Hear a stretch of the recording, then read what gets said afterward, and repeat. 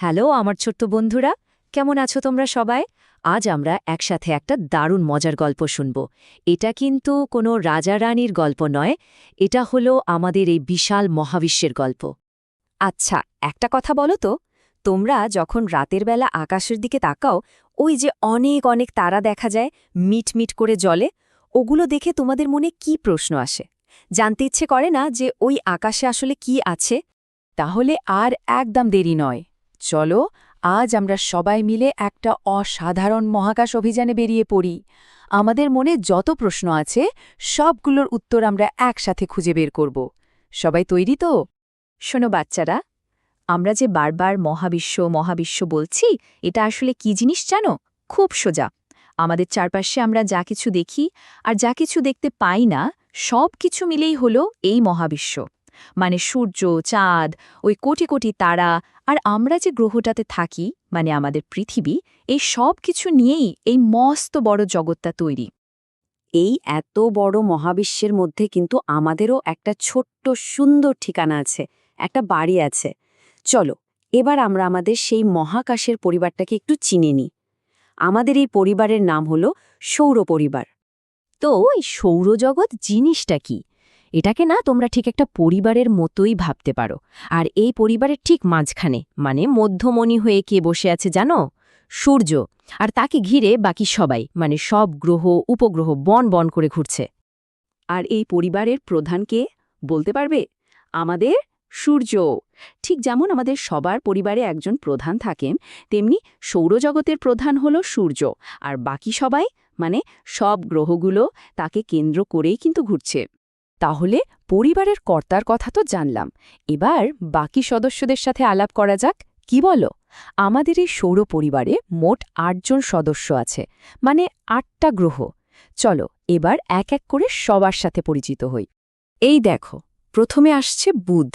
ও হল সূর্যের সবচেয়ে কাছের সদস্য, আর আকারেও সব গ্রহের মধ্যে সবচেয়ে ছোট, একদম যেন পরিবারের সবচেয়ে ছোট্ট সদস্য। বুধের পরেই আছে শুক্র।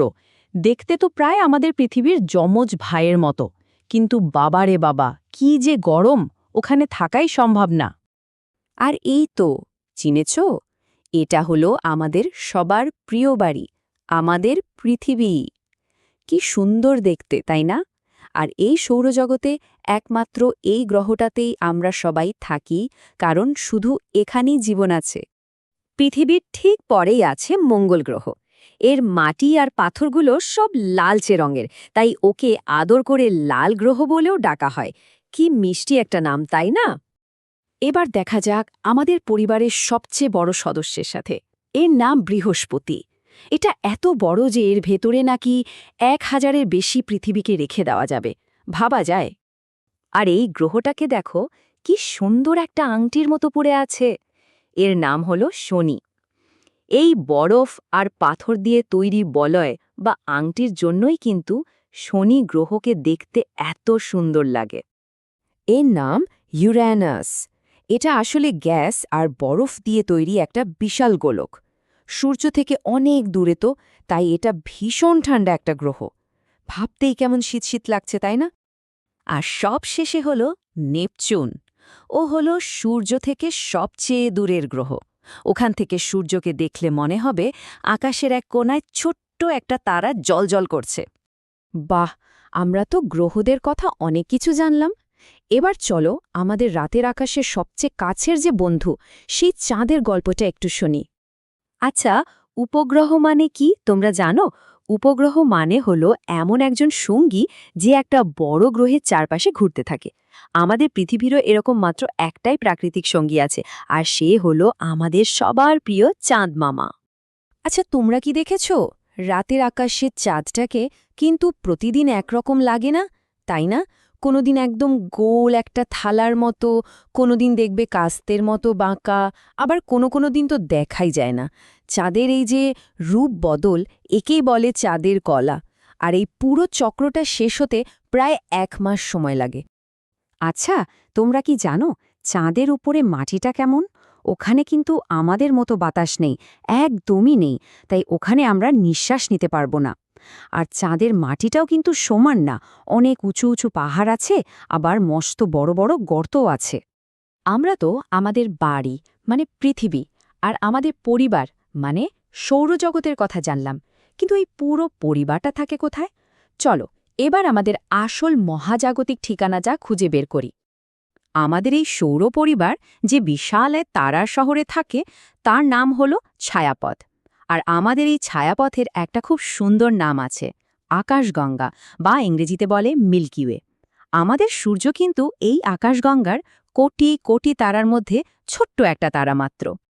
কিন্তু একটা প্রশ্ন আছে, এই যে এত দূরে সূর্য, চাঁদ, গ্রহ, এগুলো কি আমাদের কোনো কাজে লাগে? উত্তর হলো অবশ্যই লাগে। চলো দেখি মহাকাশ আমাদের জীবনে কিভাবে রোজ সাহায্য করে। দেখো, সূর্য আমাদের কি দেয়? আলো দেয়, গরম দেয়। এই সূর্য না থাকলে কিন্তু পৃথিবীতে কোনো গাছপালা, কোনো প্রাণী, আমরা কেউই বাঁচতে পারতাম না।